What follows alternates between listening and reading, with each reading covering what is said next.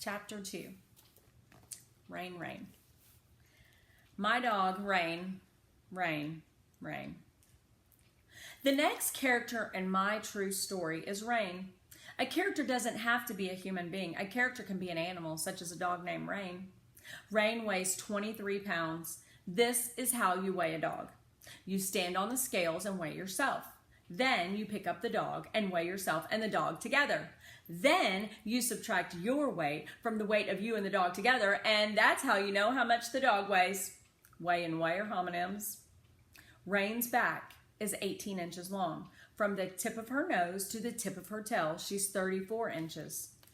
Rain's fur is mostly yellow. 7 of her toes are white. 2 on her right front paw, 1 on her left front paw, 3 on her right back paw, and 1 on her left back paw. Her right ear has brown speckles on it. Her fur is short.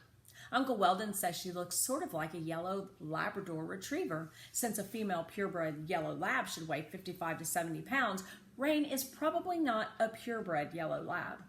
When Rain and I are at home alone together, we sit inside or on the front porch, and Rain puts one of her front feet in my lap.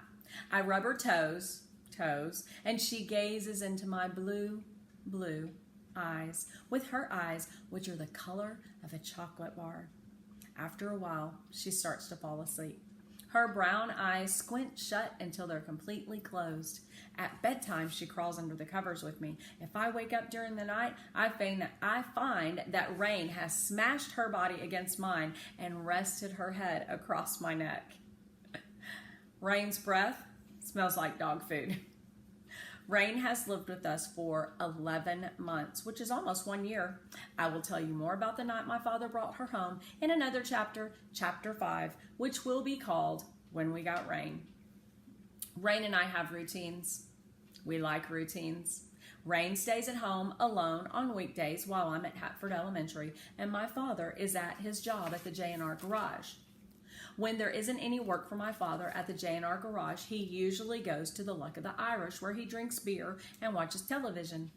One way or the other, he isn't at home. Rain stays in the house by herself. At 2:42, when school ends, Uncle Weldon picks me up. Then he drives me home. He drops me off between 2:58 and 3:01. Rain and I sit on the porch for a while, and I rub her toes. Then we take a walk. Then I do my homework. Then I start dinner for my father and me. Then I feed Rain.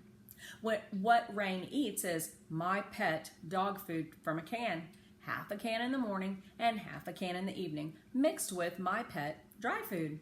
When my father first brought Rain home, he said she didn't need wet food, which is more expensive than dry food. But I said that dogs in the wild eat meat, and my father said, "You're right, Rose."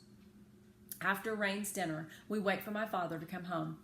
If he's been at the Luck of the Irish all day, he might not be in a good mood, or he might be in a very good mood. If he's been working at the J&R garage, he might not be in a good mood, or he might be in no particular mood.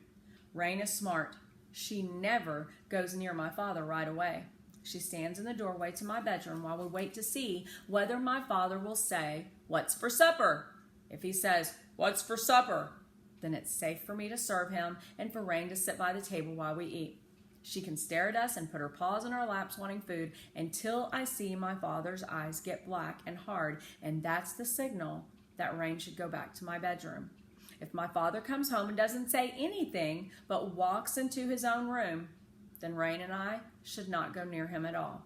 And I have to make Rain stay very, very quiet so she doesn't annoy him or give him a headache. Rain knows. 2, 2, 2. Stay away from my father's feet, and his shoes. What do we know that Dad is doing when he's out at the bar, and then when he comes home and Rose is gauging his mood by depending on what he says? If you have any schema, or you have a text-to-text or text-to-world or text-to-media connection, think about it now and ask yourself, what is Rose doing?